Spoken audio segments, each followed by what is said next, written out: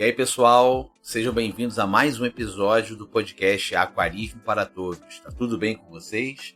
Bom, por aqui não estava tão bem, né? Eduardo Starling mais uma vez. Como eu falei para vocês na newsletter, para quem não me segue, eu tenho aqui no nosso site aquarismoparatodos.com.br, eu solto uma newsletter para quando não tem podcast e dou uns avisos também. E semana passada era para ter tido um programa, porque eu tive um problema com o computador. Eu fiquei com o programa gravado aqui, retido, não tive como tirar de jeito nenhum, deu um pau aqui.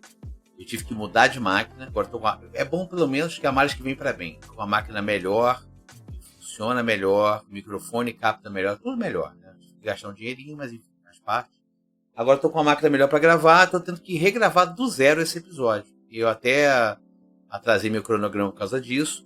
Hoje é quinta-feira, tá? Quinta-feira, dia 17. Provavelmente vocês vão ouvir esse episódio hoje à noite ou sexta-feira, tá? Dia 18.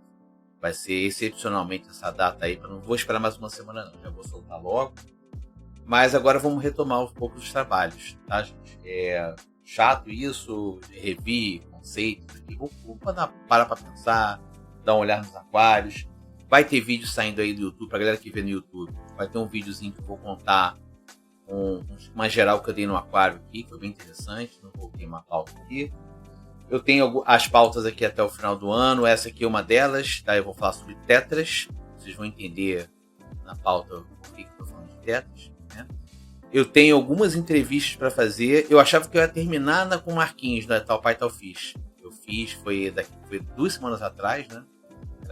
Era semana passada, não, 2 semanas atrás, a entrevista com o Marquinhos. Foi um papo bem legal, foi o que deu para fazer. Vocês viram que foi uma coisa meio papum ali.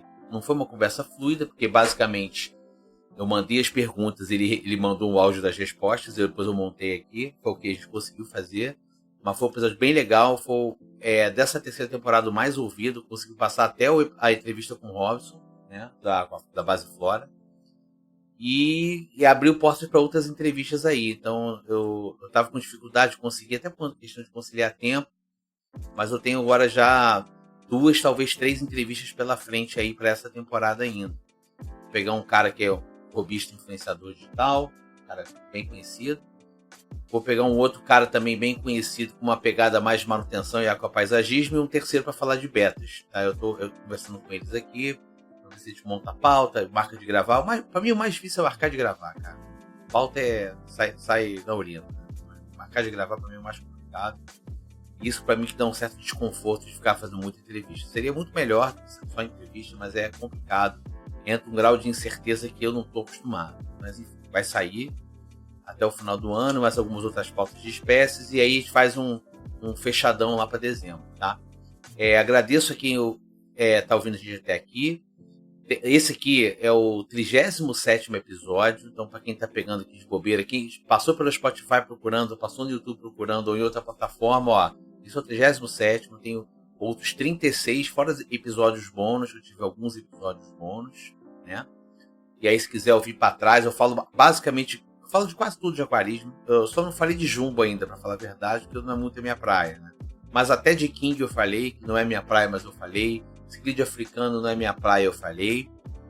Então tem bastante coisa aí para trás. Eu nem sei mais muito o que falar ano que vem, quando começar a 4ª temporada, mas a gente vê isso, tá? Se quiser ver tudo num lugar só, é www.aquarismoparatodos.com.br. Lá estão todos os episódios do podcast e as newsletters quando eu comecei a editar, foi esse ano. Se quiser ver outros conteúdos, eu tenho alguns vídeos que eu posto no YouTube de vez em quando, e eu acho que às vezes é um bom complemento, e nem sempre cai bem no podcast, aí eu acabo fazendo lá, mas lá não é meu caminho primordial, né? Mais meu esquema mais áudio mesmo. E o Instagram, de vez em quando, alguma coisa do dia a dia dos aquários, algumas reflexões, eu acabo soltando pelo Instagram também. E aí, @aquarismo para todos também. É ok, gente? Então, sem muita enrolação, vamos agora para falar um pouco sobre tetras.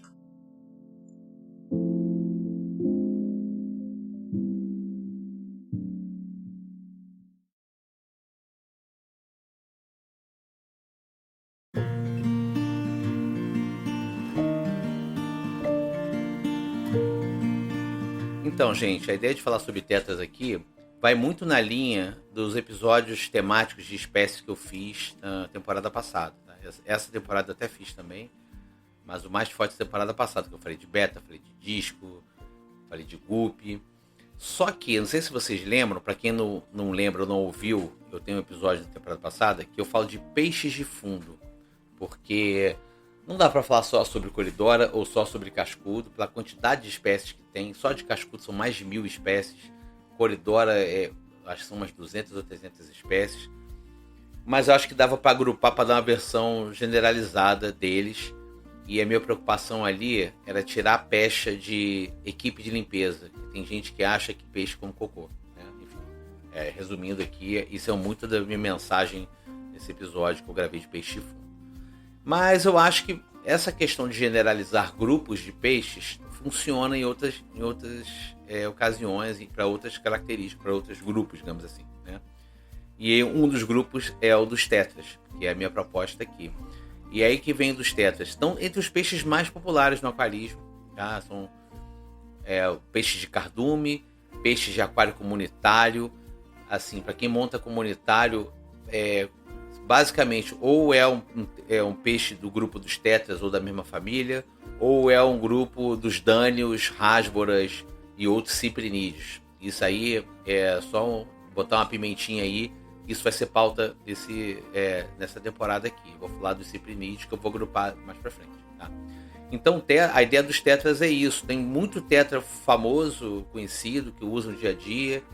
Às vezes pinta pedido de pauta, já pintou outras vezes. Eu não tenho feito tanta interação nesse sentido não, tá? Mas costuma acontecer. Então é um peixe muito popular. Então acho que vale falar especificamente, né, dos tetras. Né? E aí, para poder falar... O primeiro ponto os tetras todos são de uma grande família de peixes, que são os caracídeos, tá? Escreve Characidae, que é do latim, mas fala Caracidê, tá? São vários peixes dessa família, tem características parecidas.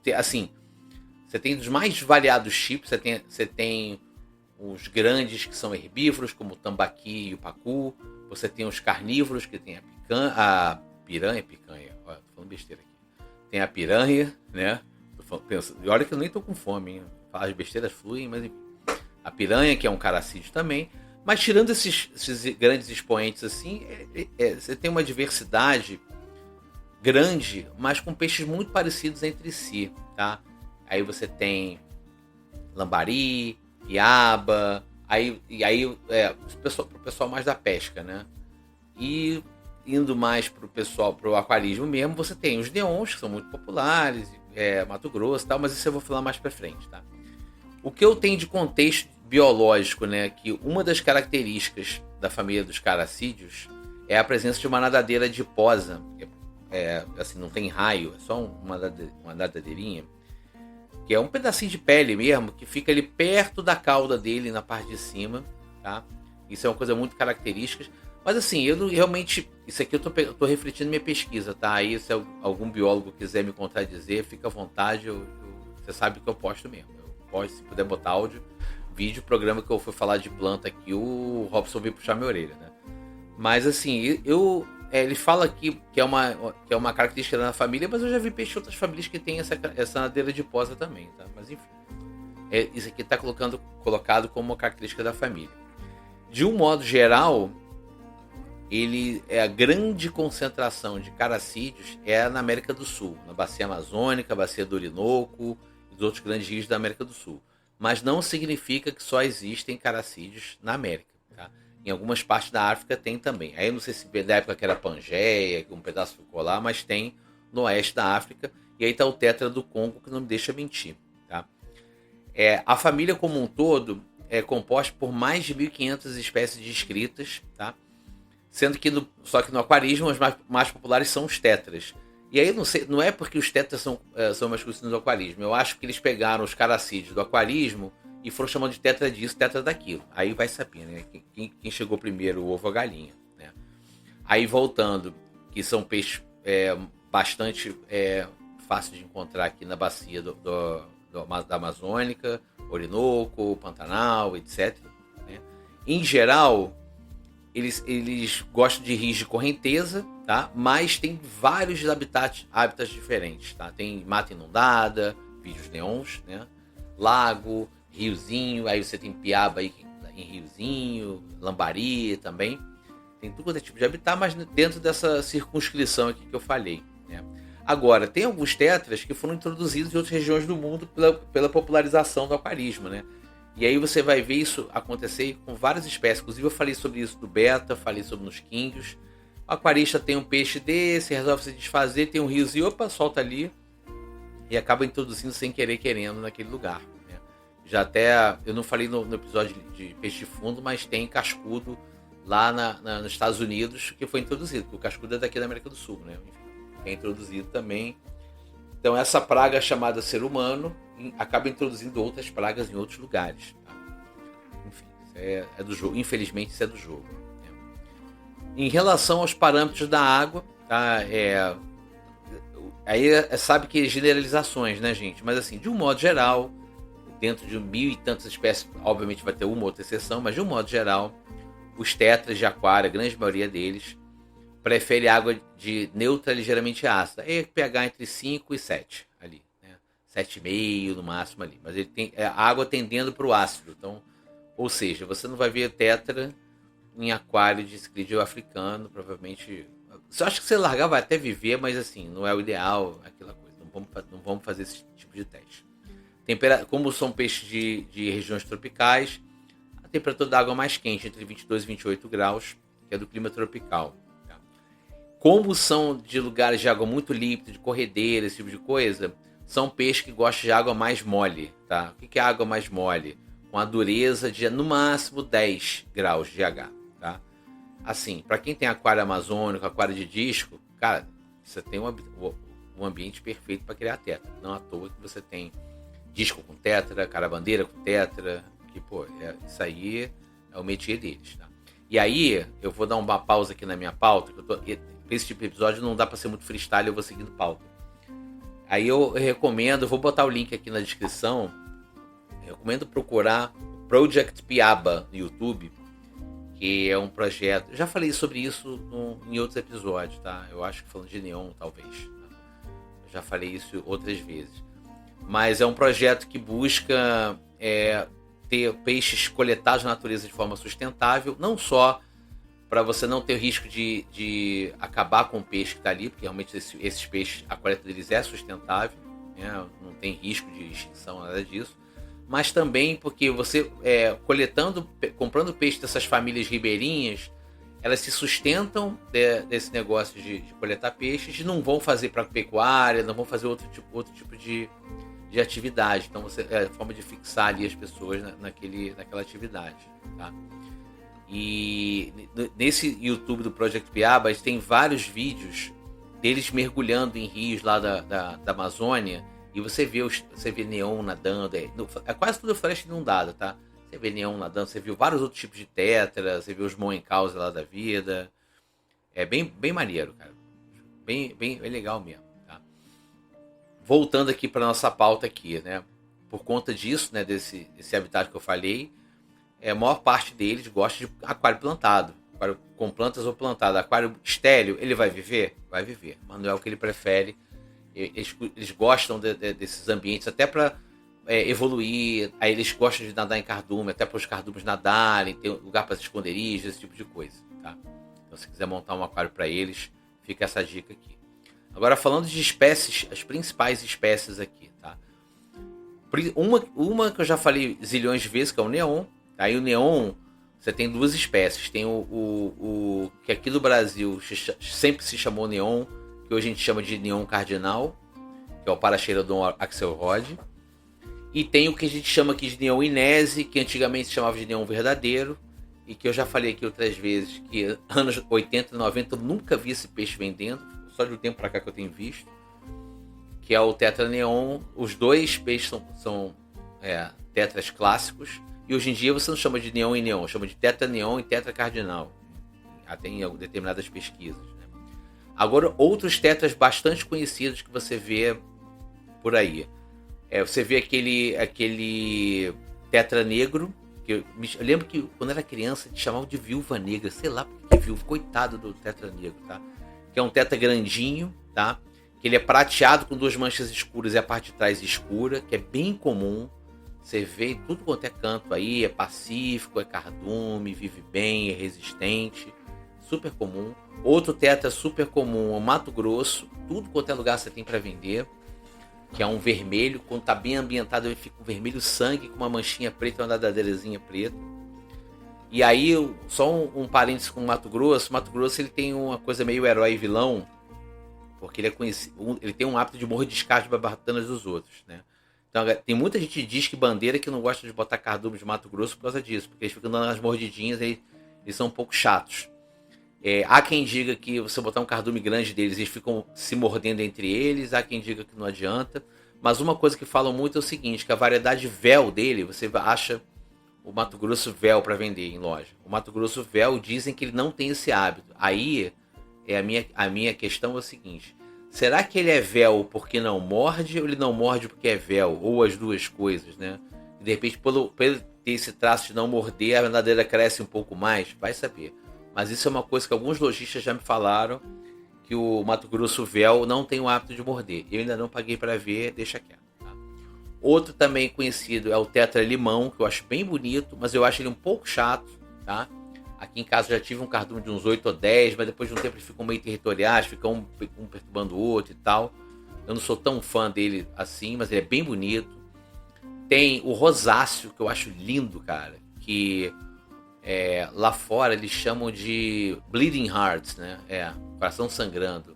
Ele é rosinha, a ladeira de cima é preto com branco, e ele tem uma manchinha vermelha sangue bem no meio, aonde o Mato Grosso tem aquela preta, tem uma manchinha sangue vermelho. É lindo, ele cresce um pouco mais do que o Mato Grosso, faz cardume também, ele é bem bonito. Tem um Tetra Glow Light que eu nunca tive, que ele tem uma linha laranja brilhante ao longo do corpo, eu não tive dele ainda, mas é bem bonito. Um que eu gosto muito, que é o Tetra Imperador, que ele tem uma cor prateada com meio azul no meio, e ele tem, acho que os machos, tem um terceiro lóbulo crescendo entre as duas caudais, os 2 lóbulos da caudal, nasce um terceiro ali, eu achei super bonito, e ele parece muito com o que chamam de Tetra Puxa-Puxa, que tem vendido por aí. O que eu lembro do Tetra Imperador é que ele era lá da Bacia do Orinoco, ele não era daqui da Amazônia, ele era mais lá para cima, tá? Não sei se por isso ou não, ele já é menos comum aqui pra gente comprar. Tem o Foguinho, que é um pessoal dos plantados, já com a paisagismo adora, porque ele é bem pequenininho, então dá aquela noção de escala, você pode fazer um aquapaisagismo não tão grande, dá aquela noção de escala, porque o pessoal não gosta de botar peixe muito grande. É um bem pequenininho vermelho, que nada em cardume também, ele não cresce... E dificilmente passa de 3 centímetros. Acho que não chega nem a isso. Talvez chegue a 2, 3 no máximo. E assim, para quem tem aquário de disco, se quiser botar por sua conta e risco, mas o disco vai, quando você tiver de bobeira, ele vai comer foguinho. Aqui de vez em quando ele desaparece, quando eu tinha desaparecia, ele vai comer foguinho também. Um que costuma aparecer em loja também é o Tetra Buenos Aires, que ele parece um lambari. Eu acho ele bonito. Ele cresce um pouco, mas ele acho bonito. Tem um Cruzeiro do Sul que parece um míssel, que eu acho super bonito. Eu quando era mais novo, adolescente, eu adorava esse peixe, mas ele ficava grande para os aquários que eu tinha. O que eu tenho hoje talvez desse, que ele é bem, parece um torpedo mesmo, ele é comprido, prateado, com uma lista preta, tem uma bordinha vermelha embaixo, que é bem bonito também. Tem o Rodóstomos, que é um de cardume, que eu adoro, eu tenho um cardume de 10 aqui. Ele é todo prateadinho, com branco e preto na nadadeira traseira e a cabeça vermelha, que quando está bem ambientado, fica bem vermelho, sangue mesmo. E nada em cardume. É bem legal mesmo esse, tá? Que mais? Bom, peraí. Tem um Tetra Pinguim também, que é bonitinho. Que ele é prateado com uma lista preta no meio, e aí depois essa lista preta acompanha o lóbulo inferior da caudal. Ele parece que ele está vestindo um fraque, né? O pessoal pelo menos costuma dizer isso aí. Tem o Black Phantom, que ele parece uma versão black and white do Mato Grosso, que ele nunca tive também, mas é bonito também. Tem o Enfermeirinha, que eu já esqueci qual é o nome científico desse, que ele é verdinho com as nadadeiras vermelhas. Tem um nome bonito que o pessoal dá hoje em dia, que eu não sei, que é bem bonito também. Cara, esses são os que eu tô lembrando de cabeça. Tem vários outros. Tem vários para poder listar. Qualquer coisa que vocês quiserem citar aí, fica à vontade, tá? Eu falei aqui só os que eu lembrava de cabeça aqui, tá? Em relação à compatibilidade, de um modo geral, eles não perturbam, são peixes muito tranquilos. Só com essa ressalva do Mato Grosso que eu falei, tem gente que tem essa ressalva aí. Eu, ultimamente, até poderia ter de novo, mas eu tô satisfeito como eu tô deixando de ter cardumes de tetras aqui, tô tendo menos, concentrando só em neon e rodóspos, tô preferindo. Mas tinha uma época que eu queria ter um monte de cardume aqui, mas eu parei um pouco com isso. Mas assim, não tem muito problema. Agora, o ideal é, esses peixes tetra, de modo geral, são peixes de cardume. Não é bom ter 2, 3, é ter pelo menos 6, porque eles se sentem confortáveis dos da mesma espécie. É o ideal também ter muita planta, ele gosta de aquário plantado, gosta de evoluir, gosta de se esconder. E aí um aquário com a filtragem suficiente para ele, mas não é grandes exigências não, é o mínimo, né, de um aquário bem dimensionado, tá? Iluminação o suficiente para as plantas crescerem, mas não precisa surtar com isso. E em termos de manutenção, é o que eu falo para todos os aquários: fazer TPA semanal, de 20% a 30% da água, testar para ver se os parâmetros estão ok. Mas assim, sem noia de pH e dureza, tá, gente? Porque a não ser que você tenha uma água muito diferente do que você está almejando, cara, os peixes, eu já falei isso algumas vezes, vou repetir. O peixe não se fixa ao parâmetro X ou parâmetro Y. Esse é um dos mitos e verdades que eu gravei aqui há pouco tempo. Ele precisa de estabilidade. Então, a água que você recebe de determinado jeito, você vai mantendo aquilo ali. O peixe mais gosta é a estabilidade. Tá? A testagem que se costuma fazer é quando tem uma coisa errada ou conferir temperatura, não mais do que isso. Não precisa surtar com isso, não. Tá? É um peixe de aquário comunitário, então você não tem problema de perturbar com os outros. No máximo, desses que gostam de mordiscar, você botar com peixe na ladeira comprida, sabe que vai sofrer. Então, assim, se alguém quiser botar tetra com guppy, já sabe que aqueles que são propensos a morder o rabo, eles vão perturbar o guppy também, tá? E outra coisa um pouco óbvia, mas vale dizer, evitar botar com peixes grandes, carnívoros, que eles caibam na boca deles. Isso inclui disco selvagem, tá? Especialmente selvagem. O disco que eles chamam de híbrido, que é o de cativeiro, eu não acho tão comum assim você ver ele comendo peixe assim. Agora, disco selvagem tem várias histórias, cara, de disco selvagem comendo até otocínco. Então, eu acho que questão de compatibilidade é isso, tá? Agora, só para fechar aqui, né? Normalmente essas pautas são mais curtas, vocês sabem, né? Existe aquele mito de que é um peixe frágil, não é só respeitar, especialmente com o neon, tá? Respeitar isso que eu falei, tudo bem.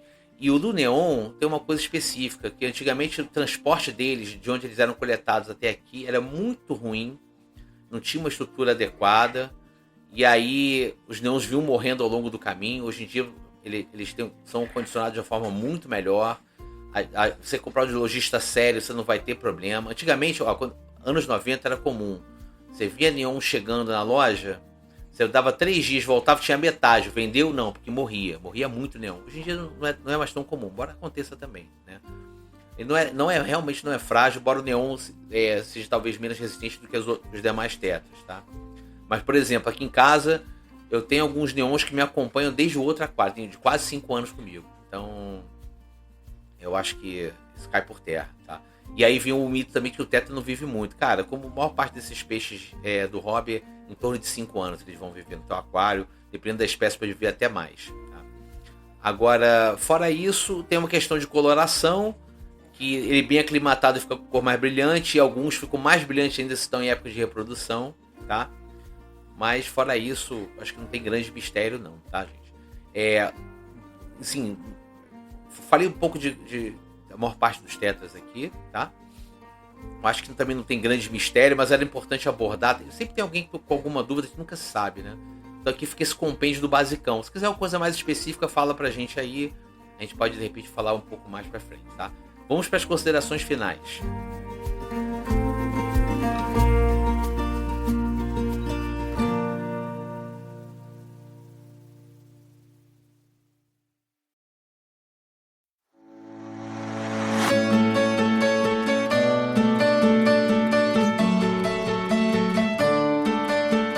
Pois é, né, gente? Pelo menos eu consegui gravar esse episódio aqui, regravar, E assim, eu acho que ele ficou melhor do que a outra versão que já estava pronta para subir.